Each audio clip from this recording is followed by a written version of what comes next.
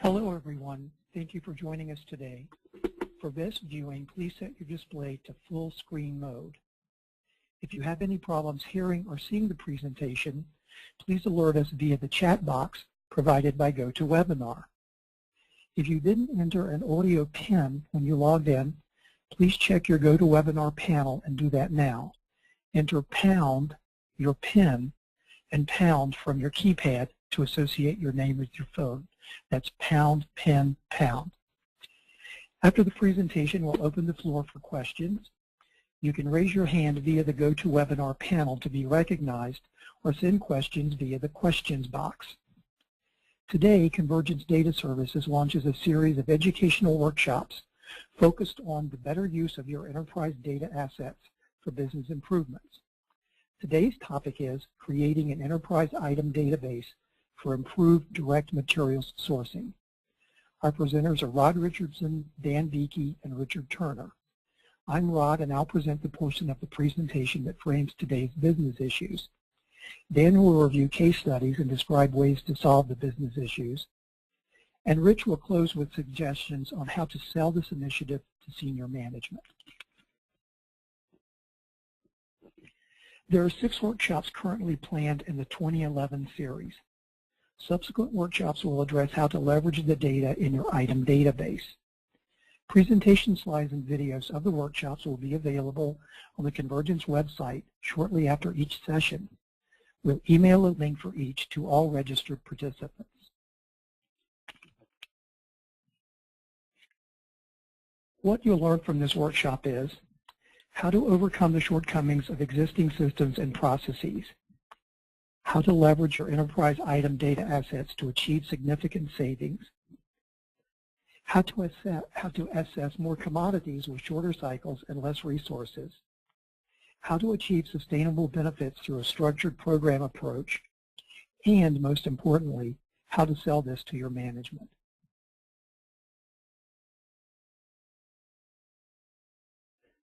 Rapidly rising material costs and the total cost of direct materials are putting ever-increasing pressure on manufacturers' bottom lines. If you read the January 16th edition of the Financial Times, you may have seen an article about how rising raw material costs are affecting the bottom line for manufacturers. Demand is outstripping supply in all sectors.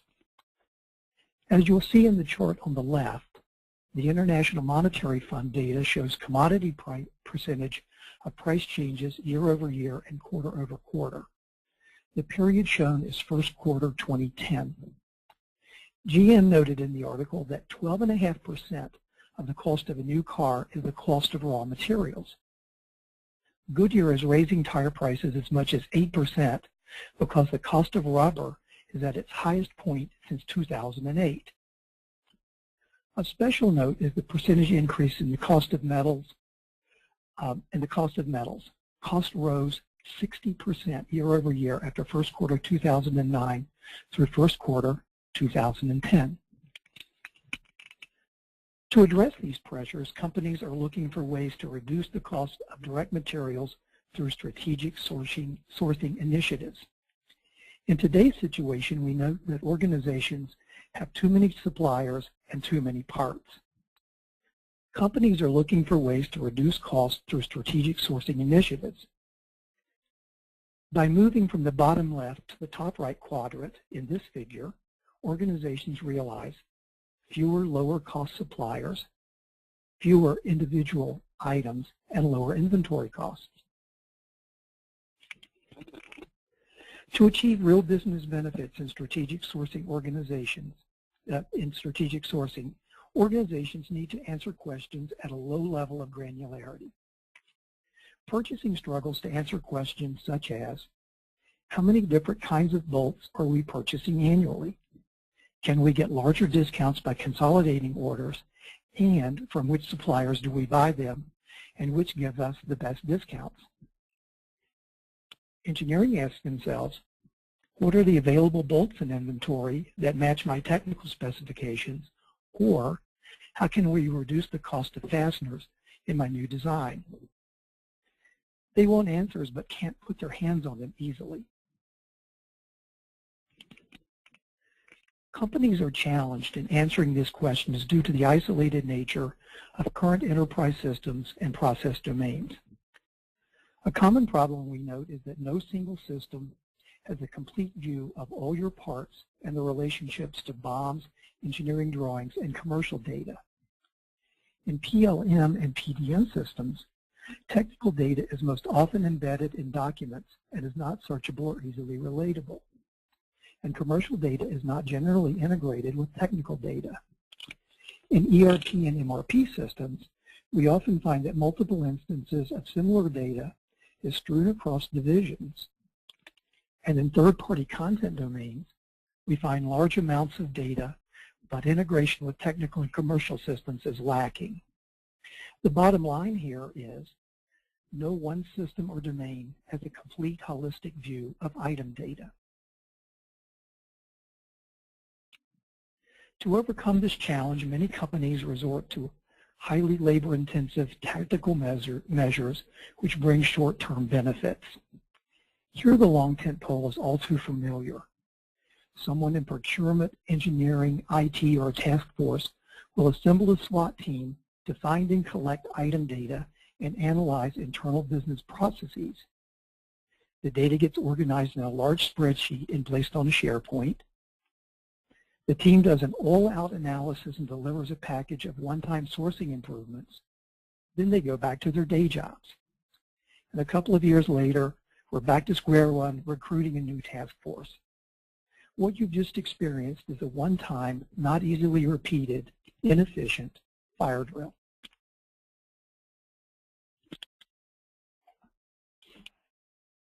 But these efforts do not provide the controls and filters that are required to sustain benefits over the long term. So what's lacking in this process? With no controls in place to sustain the sourcing process, organizations slip back to their comfortable status quo or business as usual.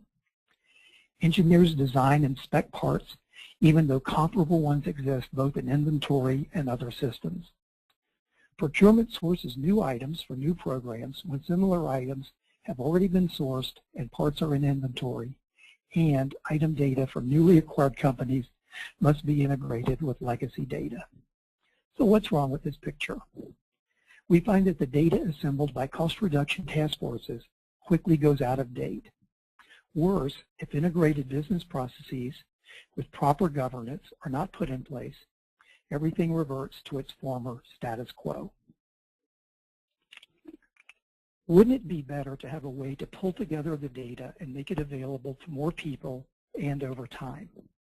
Here we show the familiar transitional paradigm from current to future state. Our ideal future state then has all the item data and relationships available in a single repository.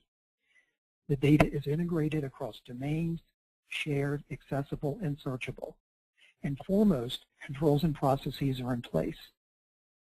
And now we're going to tell you how to do this. Dan Beeke will next take you through some more detail on the future state. He will follow that with customer case studies and findings.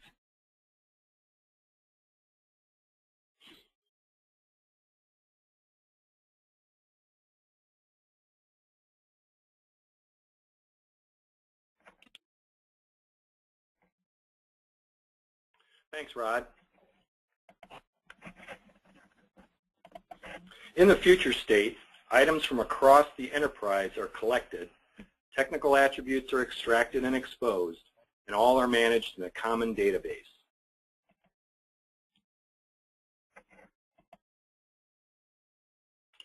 The first example is typical of ERP item master data.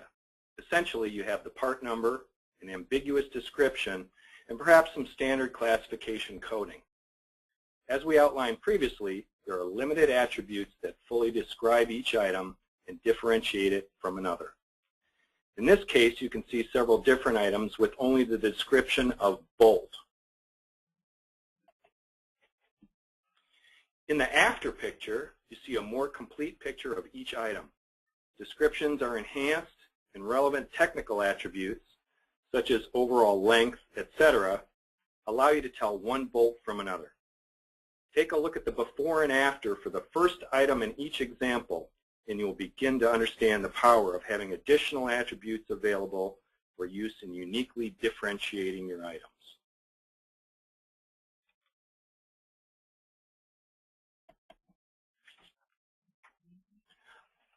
Item commercial attributes are also collected and combined with the technical data to provide a more complete cross-domain view of each item. Once again, we look at the bulk data from the previous chart. In addition to the improved descriptions and technical attributes, commercial data attributes are collected and exposed in each item record.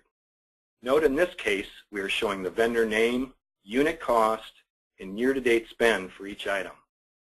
With this information, not only can the items be differentiated by their physical differences, but according to commercial variances as well.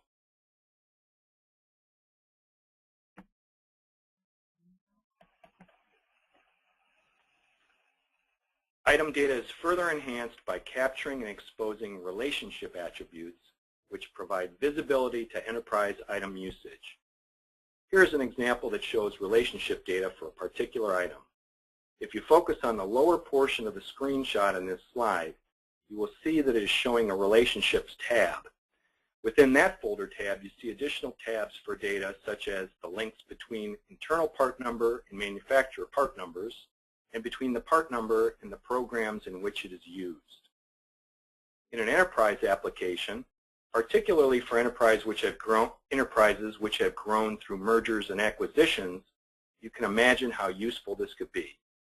For example, relationship data is helpful in exposing duplicates, where there are multiple internal part numbers for the same OEM part, or in exposing collisions, which occur when two parts with the same part number exist in the enterprise, but they're actually two distinct parts as exposed by their different OEM numbers.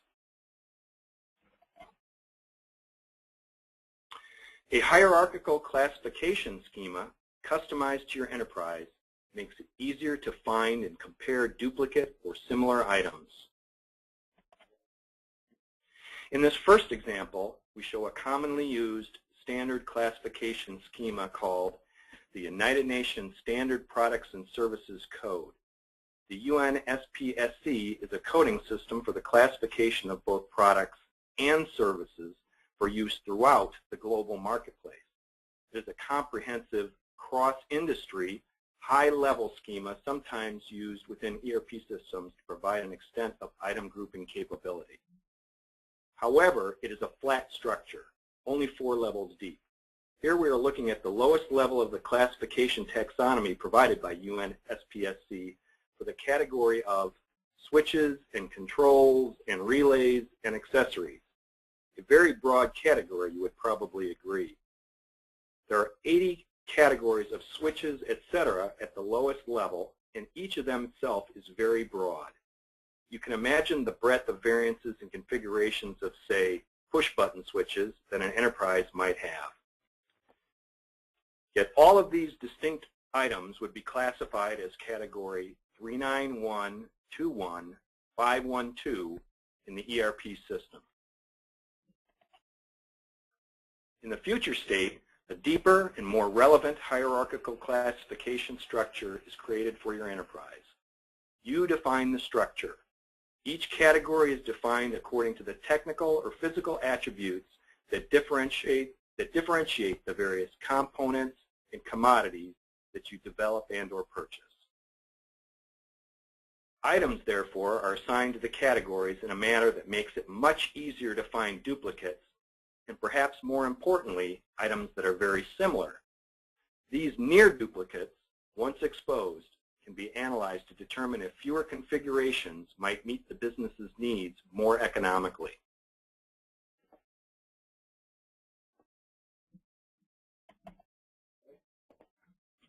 Multidimensional search and filtering provides additional capabilities to identify groups of similar items, for example, for potential market basket sourcing. Item clusters can be found through searching on multiple attributes and attribute values. In the upper table, you can see that the search criteria can be weighted according to their importance. In this example, you will note that a search is being done for neighbors to a specific selected bolt part outlined in red on the left, which I'll call K13 for short. In this case, we are looking for bolts that are very similar to K13. High on the selection criteria is that they need to have the same type of shank, non-drilled, and shear strength as K13. We want to find neighbors according to similarity to K13's length, which is 3 inches. The resulting cluster of relevant items appears in the lower table. The size of the cluster can be varied based on the closeness of the items to the preferred. You now have the ability to compare a cluster of parts with similar characteristics to see if there are any variances in cost. This is helpful in discovering cost savings opportunities that might not otherwise be evident. Once you have the data, you can perform the analysis necessary to source similar items from a smaller set of vendors. This clustered data is easily exported to business intelligence or sourcing applications for further commercial analysis and action. In this slide, the clustered bolt data is exported to Excel. The simple analysis shown shows the variations in cost based on bolt length. Note that this is very typical use of an item classification database, whereby very clean data can be exported for external analysis, decision-making, and sourcing.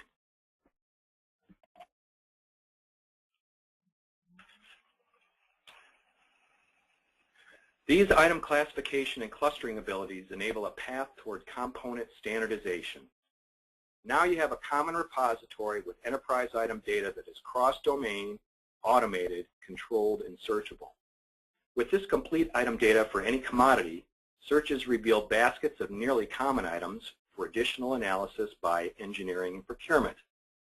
Given this good data, better analyses can be performed to select the right mix and number of configurations required for each particular commodity, like switches, valves, or bolts. These decisions lay the groundwork for global standardization. However, to achieve standardization across the enterprise takes time and governance. Time is required, for instance, to perform the required engineering changes to accommodate the new subset of component configuration. Globally governed processes for product development and sourcing are required to enforce the use of standard configurations, as well as to provide adequate control over the creation of new configurations. Standardization and the reduction of complexity over time account for the majority of available benefits. Like in the current state, benefits can be derived from decisions which are easily implemented in the short term. For instance, leveraging buys of higher volumes of similar components from a smaller group of suppliers. And these benefits in and of themselves are significant.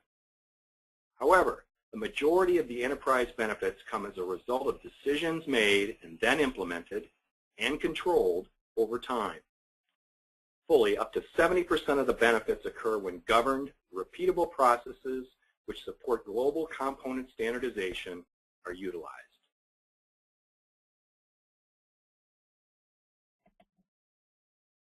Next, I'm going to provide some examples of the types of direct cost savings derived in various commodity categories by companies who have leveraged the data and tools from this future state capability.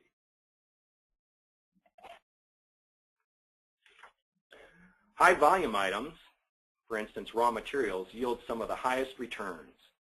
This group contains items that you buy in very large quantities. They are commodities such as steel or bar stock or resin. The complexity of the technical attributes of these commodities is typically low, and there may be little variation across the board. We're talking about things like steel thickness or bar stock diameter or material type. However, the commercial variations may be revealing. Having both the technical and commercial data together on a global basis is required to determine where the best opportunities are. One customer identified that they were utilizing and therefore purchasing 180 different thicknesses of steel. They reduced the variance down to roughly 25 thicknesses to standardize on. Customer savings range from 3 to 8% for these commodities. When you multiply this times the high volume, the result is very big dollar savings.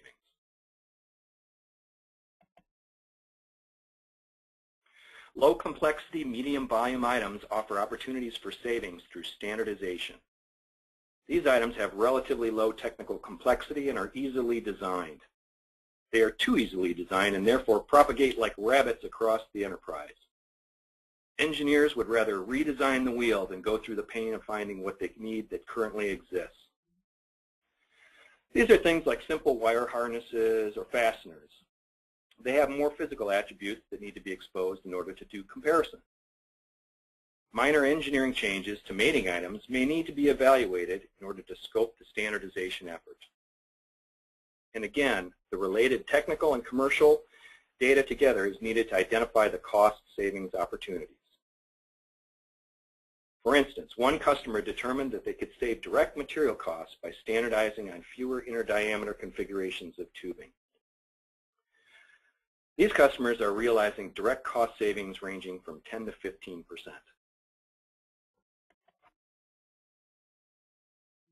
Higher complexity items offer the opportunity for savings through component standardization and the reduction of complexity. These are highly engineered items with relatively low volumes but higher per unit cost. They are commodities like motors, drives, or circuit boards. Because they are complex, finding commonly usable configurations is harder, but because of the engineering costs involved and the potential for driving vendor prices down by standardizing on fewer configurations, the potential rewards are higher. Reducing complexity in the supply chain also reaps significant rewards. In one example, a customer is reducing complexity to take advantage of best country sourcing for pressure valves. They found it much easier to leverage faraway, low-cost vendors when they relied on them for fewer distinct configurations of valves. Here our customers report savings ranging from 15 to 25%.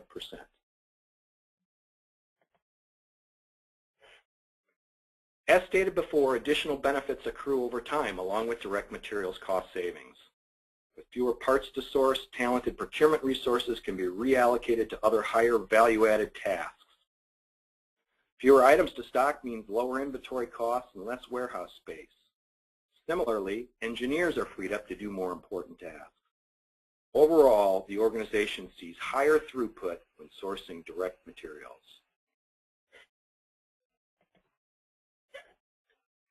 It's the data that makes the difference for improved direct material sourcing. Traditionally, initiatives to reduce material costs have been driven by procurement. A lot of time and effort is put in to find, collect, and process the appropriate data. Many times it is not a complete picture. Procurement is handicapped in getting the best prices for the business. As we have seen with better data, the combined engineering and procurement initiative produces greater, longer-term benefits to the enterprise. At this point, one of the questions you might have will be, how do we sell this to management? I'm going to hand it over to Rich Turner, who's going to answer that question for us.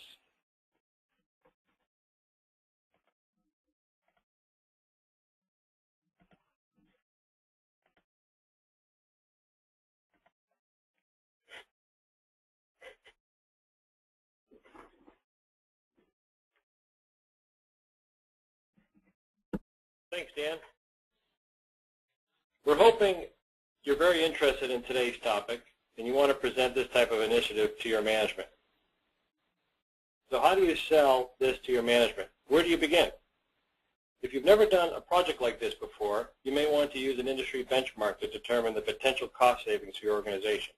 Consulting companies like Accenture that have direct material sourcing practices suggest companies can expect to save between 10 and 20% across all product categories. Convergence's experience supports these type of savings in other industries, including oil and gas, appliances, and general manufacturing. Additional reference material is also available on our website, including this presentation, which we'll make available on our website, including the recording, Other white papers are on our website to support this type of project. They'll help you with your sales pitch to management.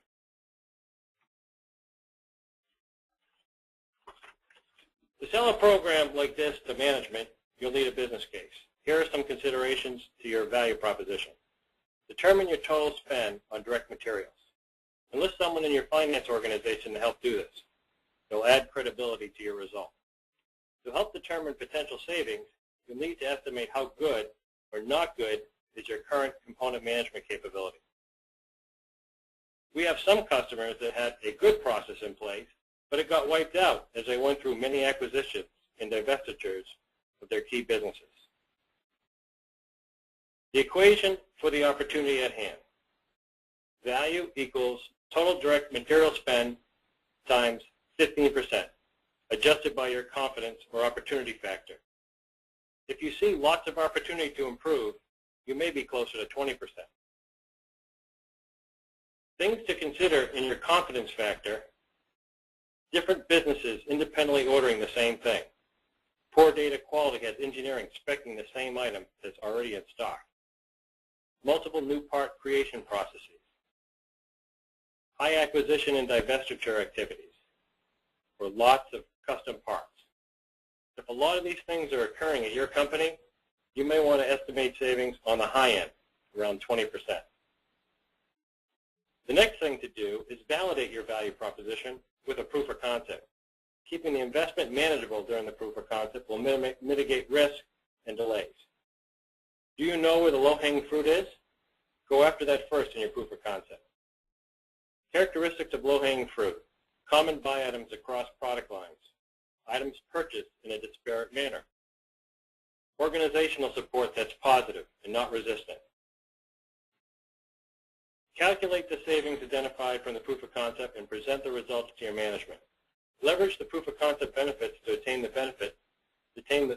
budget to help scale your initiative and obtain executive buy-in. That is the right thing to do.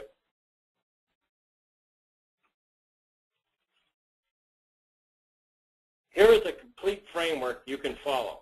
Based on phases, each phase scales with more people, more commodity groups, additional budget, and additional savings. We call this the self-funding phase approach, where the previous phase funds the next phase. It started with phase 0, proof of concept, consisting of a small team, single commodity group, and a formula for capturing benefits. The next phase, phase 1, after the proof of concept, you're in a position to address the remaining low-hanging fruit. This phase is funded from the savings of the proof of concept. During phase 2, the process is repeated on a larger set of commodities. Everything is scaling up: the number of commodities, the savings, committed resources, and support from upper management. Another important factor is the governance process. This will need to be defined and implemented and refined in each phase. Checks and balances need to be put in place that prevents the cost from escalating in the future. Otherwise, your company will never get out of this cycle of increased direct material costs. Governance is the feedback process. Feed preferred configurations back into the new part creation process, back to engineering. Stop engineering from continuing to spec custom non-preferred component configurations. The governance process is critical to sustaining benefits.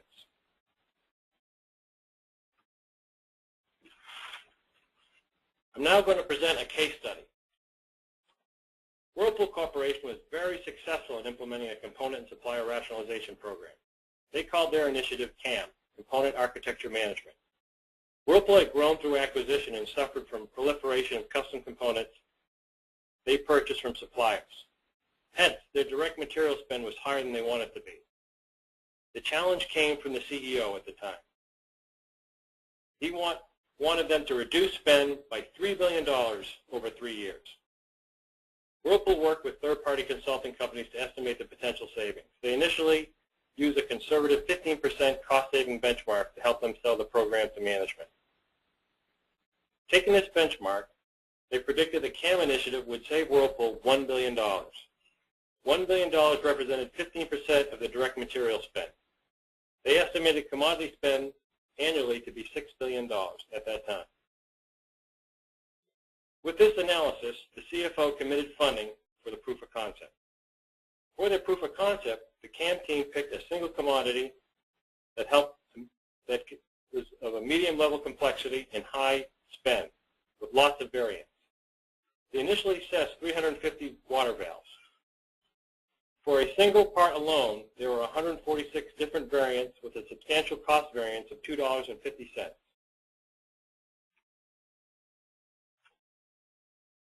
The CAM initiative identified savings in the proof of concept projected at $30 million. This $30 million savings for water valves was extrapolated across the remaining 52 major commodity categories at Whirlpool and was used to fund the next phase of the project. As a result of these projections, the CEO funded a global CAM program, which continued to deliver savings across the major commodity categories. The next phase consisted of more commodities, more benefits, and eventually funded a larger rollout of the CAM program. The table at the bottom of this slide describes a few representative commodity group savings. Benefits were classified in component reduction, supplier reduction, as well as cost reduction.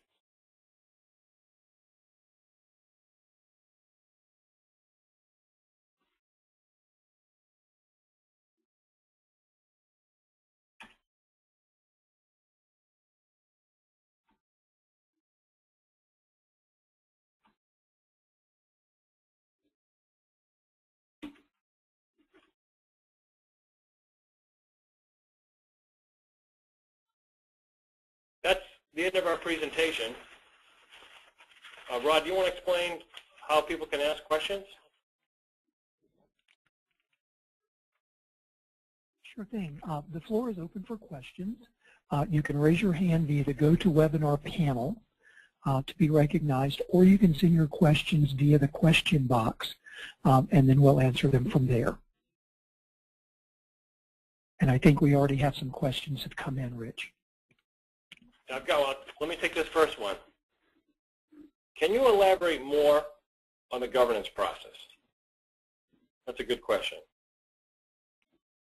One of the reasons data is so important to this type of initiative, it provides a support mechanism, a way to sustain benefits and not to revert back to bad habits. As previously mentioned, you want the new part creation process to police new part requests and make sure only preferred part configurations are used on new parts.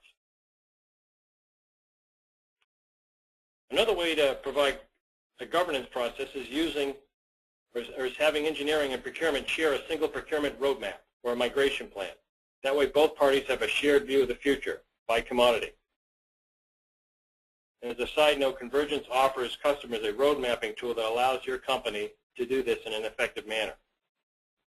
So those are two good examples of how you can instill a governance process to sustain your savings. If you don't have a governance process, you're going to end up in the same position with escalating direct material costs.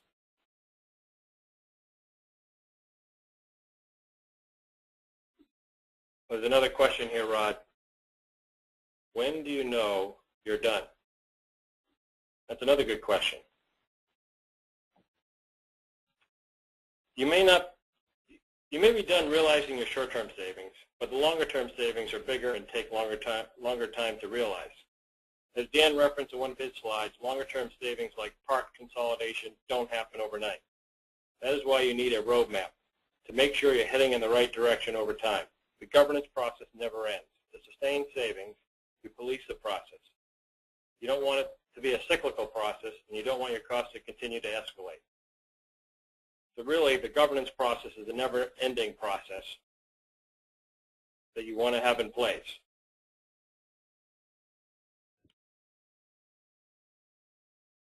Rod, are there any more questions? Just one. What additional information is available, and who do I contact to get it? As I said earlier, we'll be posting the presentation on our website. We'll also be posting a recording of the meeting on our website. Please check out some of the other white papers while you're there that we've referenced in the presentation. If you need anything else like a demo, contact Rich or me. There's our emails on the screen, and we will set it up with you post-haste. Rich, back to you to see if there any other questions came in. Does anybody else have any questions? You have a question, Dan? No, there's no further questions at this time, Rich. Okay.